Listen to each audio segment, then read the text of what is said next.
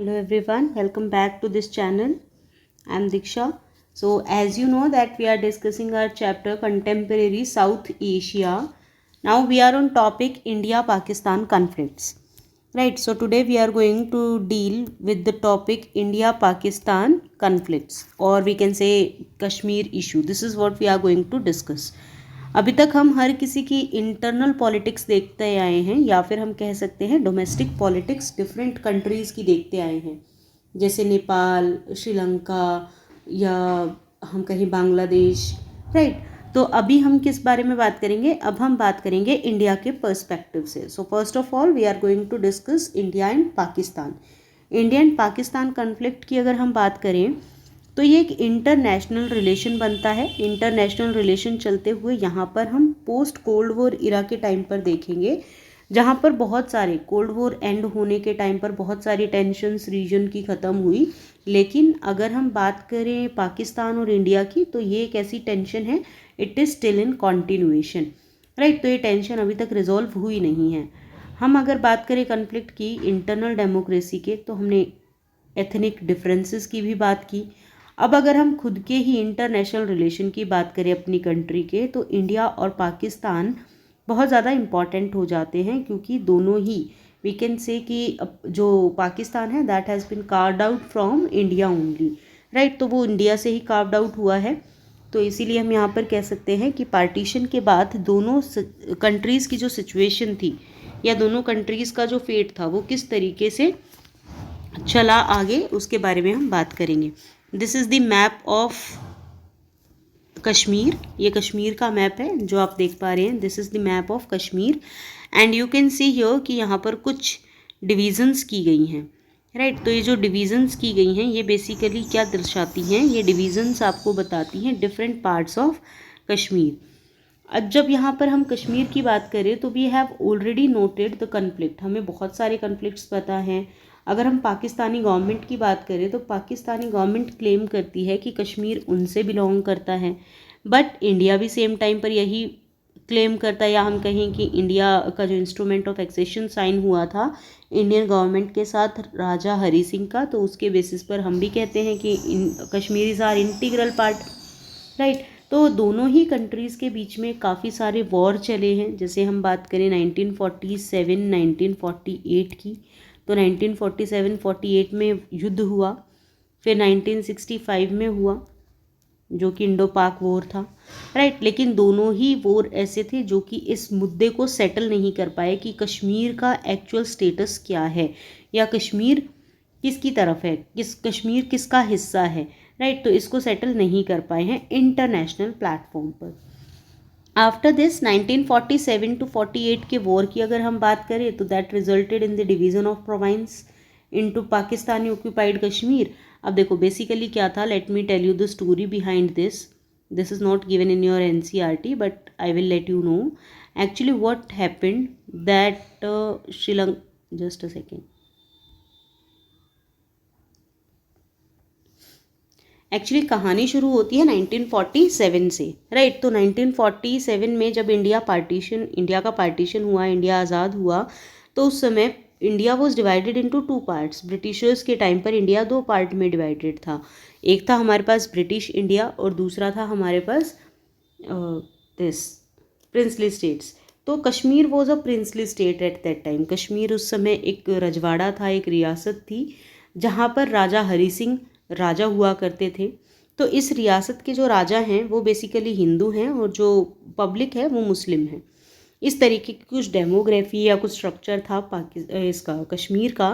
तो कश्मीर के स्ट्रक्चर में बेसिकली क्या होता है कि राजा हरी सिंह के सामने 3 चॉइसेस होती हैं, या तो वो इंडिपेंडेंट बन जाएं, या फिर वो भारत का हिस्सा बन जाएं, या पाकिस्तान का हिस्सा बन जाएं।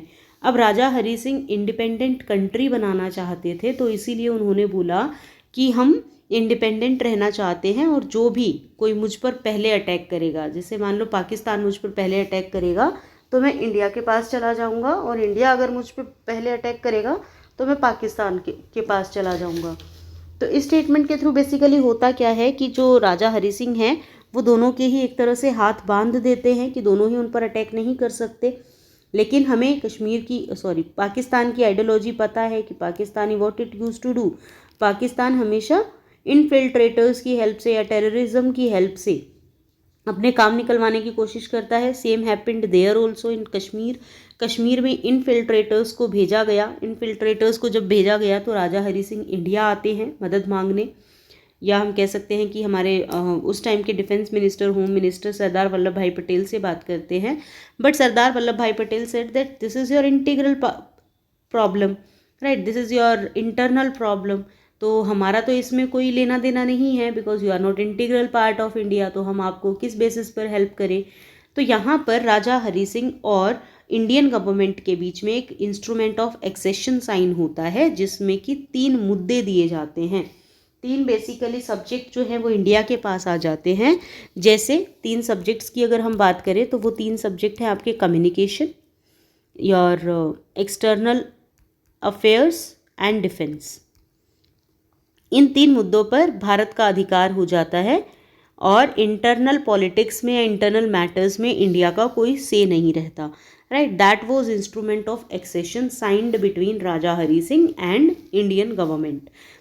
तो जब ये होता है उसके बाद अब ये सब जब कार्रवाई चल रही है, ये सब चीज़ें चल रही हैं, उस समय एक्चुअली होता क्या है कि जो इन्फिल्ट्रेटर्स होते हैं वो कश्मीर के कुछ हिस्से में घुस चुके होते हैं, और कश्मीर के जैसे गिलगिट वाला एरिया है या आज का जो पीओके है उस वाले हिस्से में वो घुस चुके हैं। ये जो पूरा आपको पीओके दिखाया जा रहा है ना, इस हिस्से में अब बेसिकली ये क्या कर रहे हैं, ये यहाँ पर इन्फिल्ट्रेटर्स बन रहे हैं और वो बहुत बुरे तरीके से वहाँ पर लूट कर रहे हैं, चोरी कर रहे हैं, डकैती कर रहे हैं, हर चीज़ वो कर सकते हैं लोगों को प्रेशराइज करने के लिए, सप्रेस करने के लिए या परेशान करने के लिए, वो सब कुछ कर रहे हैं, राइट। तो that was happening over there.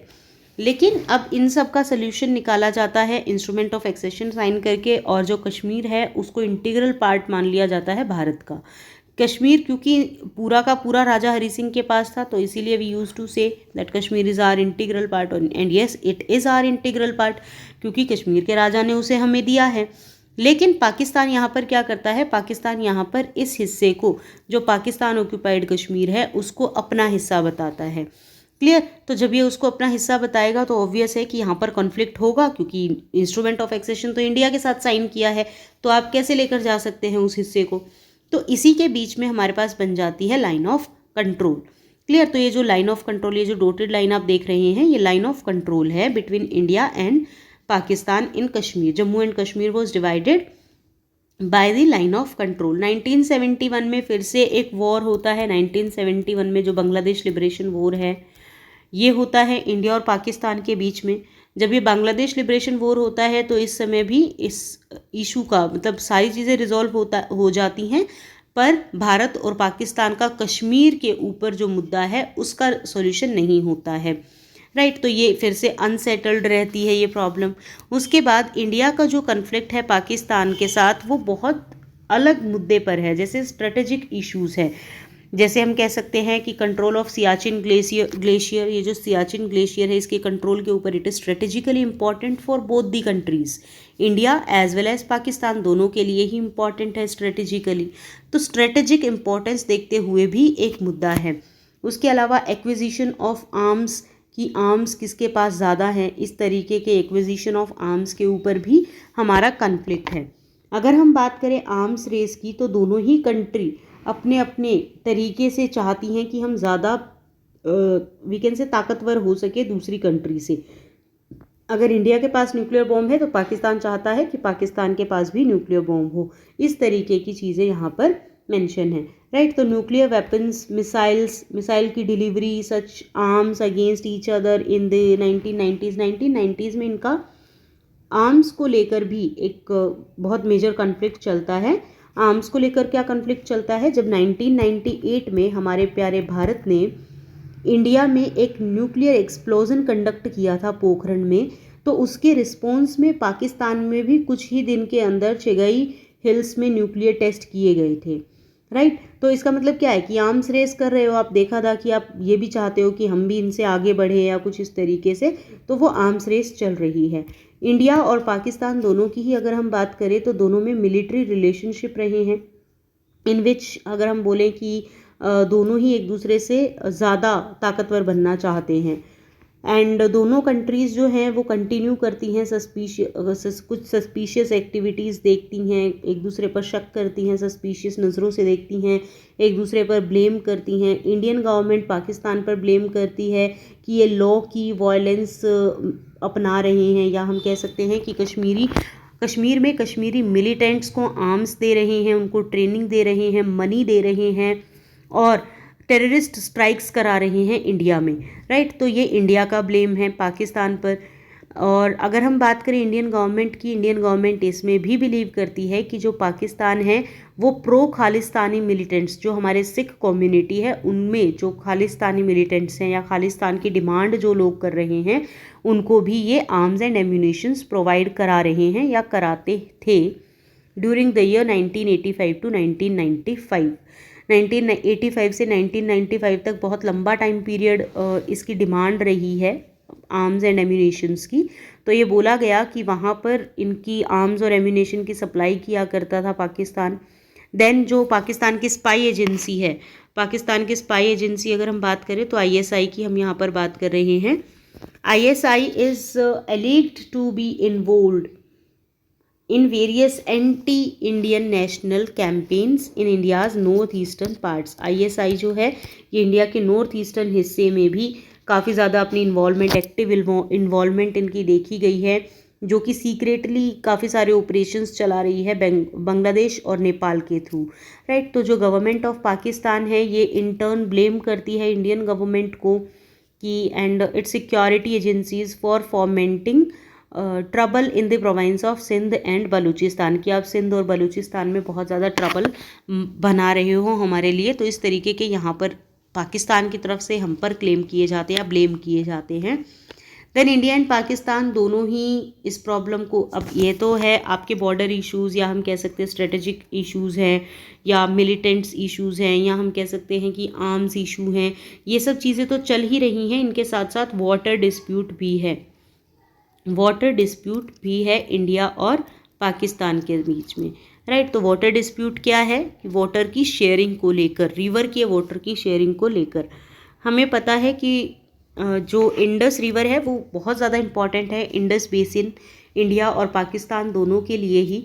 तो इसके पानी पर भी लड़ाई हमने देखी है इंडिया और पाकिस्तान के बीच में। अगर हम 1960s की बात करें तो 1960 में with the help of world bank India और पाकिस्तान ने एक अकॉर्ड साइन किया था, या हम कह सकते हैं एक ट्रीटी साइन की थी, जिसमें इन्होंने वाटर के डिस्ट्रीब्यूशन को लेकर कुछ मेजर डिसीजन लिए थे। आफ्टर दिस मिलिट्री कन्फ्लिक्ट भी यहाँ पर हमने बहुत ज़्यादा देखे हैं वाटर को लेकर भी। Then there are still some minor differences, बहुत सारे अभी भी बहुत सारे ऐसे डिफरेंसेस हैं या हम कह सकते हैं कुछ छोटे मोटे डिफरेंसेस इंडस वाटर ट्रीटी को लेकर आज भी इंडिया और पाकिस्तान के बीच में हैं। दोनों ही कंट्री डिमार्केट करती हैं दोनों ही कंट्री डिमार्केट करती हैं line in Sir Creek in the Rann of Kutch. जो रण ऑफ कच्छ हमारा एरिया है वहाँ पर भी सर क्रिक में ये लाइन शेयर करती है, डिमार्केट करती है, जो कि दोनों देश को अलग करता है, सर क्रिक लाइन। एंड कुछ छोटे मोटे डिस्प्यूट और भी देखे गए हैं, जैसे हम बात करें तो जिनको हमें सेटल करना बहुत ज़्यादा ज़रूरी है, जैसे impact on the control of sea resources, जैसे अरेबियन सी है तो उसके रिसोर्सेज पर कंट्रोल की बात को लेकर काफ़ी सारे हमने देखे हैं कन्फ्लिक्ट इंडिया और पाकिस्तान के बीच में। इंडिया और पाकिस्तान दोनों ही नेगोशिएशंस होल्ड करना चाहते हैं इन इश्यूज़ पर, but we do not know कि क्या प्रॉब्लम आती है। बार बार कुछ ना कुछ प्रॉब्लम ऐसी आती है कि हम अच्छे से उन कन्फ्लिक्ट्स को रिजॉल्व नहीं कर पाते हैं। एंड पाकिस्तान जो है वो हमेशा ही हमने देखा है कि इनफिल्ट्रेटर्स की हेल्प लेकर या टेररिस्ट्स की हेल्प लेकर चीज़ों को बिगाड़ता है, राइट। तो this is what we read today. We read about the India and Pakistan conflict, India और पाकिस्तान के कन्फ्लिक्ट के बारे में हमने बात की। फिर मैंने आपको बताया कि कुछ वॉर हुए इंडिया और पाकिस्तान के बीच में जो कि अनसेटल्ड थे, 1947 में, 65, देन 1971 एंड देन 1999। ये वॉर जो हैं ये दोनों ही अनसेटल्ड रही हैं। सियाचिन ग्लेशियर को लेकर और आर्म रेस ये दो मुद्दे रहे बड़े। देन 1990 से 1998 तक दोनों ही कंट्रीज़ इंडिया और पाकिस्तान न्यूक्लियर पावर बन चुके थे। इंडिया पाकिस्तान पर कुछ ब्लेम लगाता है जैसे कि पाकिस्तान कश्मीरी मिलिटेंट्स को वेपन्स, आर्म्स, ट्रेनिंग्स प्रोवाइड कराता है, मनी प्रोवाइड कराता है, प्रोटेक्शन प्रोवाइड कराता है, प्रो खालिस्तानी मिलिटेंट्स को एड भी प्रोवाइड कराता है। देन एंटी इंडिया कैंपेन चलाया जाता है नॉर्थ ईस्टर्न स्टेट्स में with the help of Bangladesh and Nepal, या हम कह सकते हैं कि वहाँ से कुछ एजेंसीज रन होती हैं आईएसआई की हेल्प से। आपने देखो ये आईएसआई की हेल्प से काफ़ी सारी मूवीज़ में भी देखा होगा कि नेपाल और बांग्लादेश के थ्रू काफ़ी सारे यहाँ पर कैंपेन चलाए जाते हैं, एंटी इंडिया कैंपेन। जैसे आपने one of the movie of this Akshay Kumar is there, I think Baby, तो उसमें भी बेसिकली यही बताया गया है कि काठमांडू से किस तरीके से वो ऑपरेट करते हैं सारा का सारा अपना ISI network anti India campaign चलाने के लिए, राइट। उसके अलावा पाकिस्तान ब्लेम करता है इंडिया पर कि बलूचिस्तान और सिंध में हम ट्रबल क्रिएट करते हैं। Then apart from this border disputes, India और पाकिस्तान इंडस वाटर रिवर के डिस्प्यूट को लेकर भी काफ़ी चर्चा में रहते हैं। जैसे आप यहाँ पर देख रहे हैं कि इंडस रिवर जो है that is important for India and China. Indus river जो है ये इंडिया और चाइना दोनों के लिए इम्पॉर्टेंट है, तो इसके पानी के डिस्ट्रीब्यूशन को लेकर भी काफ़ी ज़्यादा चीज़ें हुई हैं। हम देख सकते हैं कि सितंबर 1996 को एक ट्रीटी साइन की गई थी between prime minister Jawaharlal Nehru and Pakistan prime minister Ayub Khan.